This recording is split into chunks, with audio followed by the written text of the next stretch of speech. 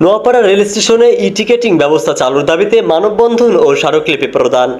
যশোরের অভয়নগর উপজেলার নোয়াপাড়া রেল স্টেশনে ই-টিকেটিং ব্যবস্থা চালুসহ সকল আন্তনগর ট্রেনে নোয়াপাড়া থেকে এসি চেয়ার ও এসি শোভনে টিকিট বুকিং ব্যবস্থা চালু এবং সাধারণ যাত্রীদের সাথে টিটিদের অশোভনীয় আচরণের বিচারের দাবিতে মানববন্ধন ও স্মারকলিপি প্রদান করা হয়েছে। অভয়নগরবাসীর উদ্যোগে আজ 2রা জুলাই মঙ্গলবার সকাল 10:30টায় খুলনা যশোর মহাসড়কের নোয়াপাড়া শঙ্করপাশা সরকারি মাধ্যমিক বিদ্যালয়ের গেটে 1 ঘণ্টা ব্যাপী এ মানববন্ধন কর্মসূচি পালিত হয়। এ সময় বক্তব্য রাখেন নোয়াপাড়া ইনস্টিটিউটের সাধারণ সম্পাদক মোহাম্মদ ফারুক হোসেন।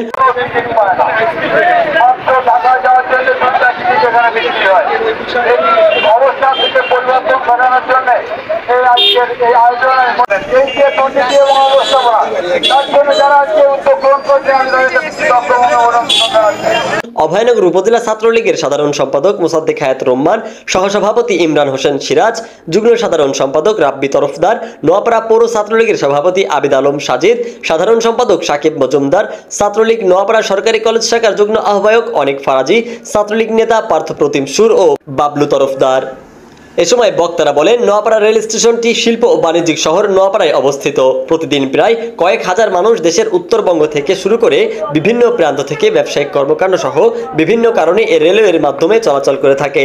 কিন্তু দুঃখের বিষয়, মাননীয় প্রধানমন্ত্রী দেশনেত্রী শেখ হাসিনার হাত ধরে যেখানে ডিজিটাল বাংলাদেশ বিনির্মাণ হচ্ছে, সেখানে নোয়াপাড়া রেলওয়ে স্টেশনের টিকিট ব্যবস্থা এখনও সনাতন পদ্ধতিতে চলছে।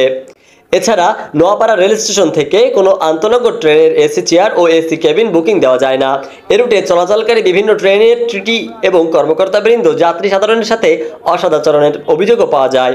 বক্তারা অবিলম্বে নোয়াপাড়া রেল স্টেশনে ই-টিকেটিং ব্যবস্থা চালু সহ এই সমস্ত সমস্যার সমাধান ব্যবস্থা গ্রহণের জন্য সংশ্লিষ্ট কর্তৃপক্ষের কাছে জোর দাবি জানায়। মানববন্ধন শেষে অভয়নগর উপজেলা নির্বাহী কর্মকর্তা কে এম আবু নওশাদের মাধ্যমে বাংলাদেশ রেলওয়ে পশ্চিমাঞ্চলের চিফ কমার্শিয়াল অফিসার বরাবর স্মারকলিপি প্রদান করে।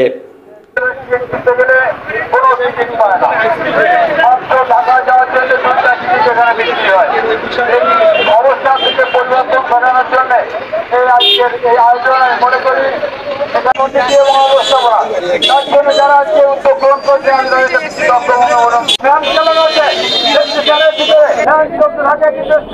থাকে না, কিন্তু সামনে যে যাত্রীরা বসে থাকেন সেই যাত্রীদের ফ্যান চালানো হয় না।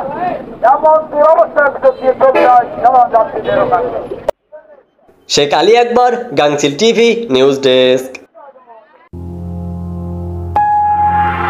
গাংচিল টিভি, সত্য প্রকাশে অনুসন্ধানী চোখ।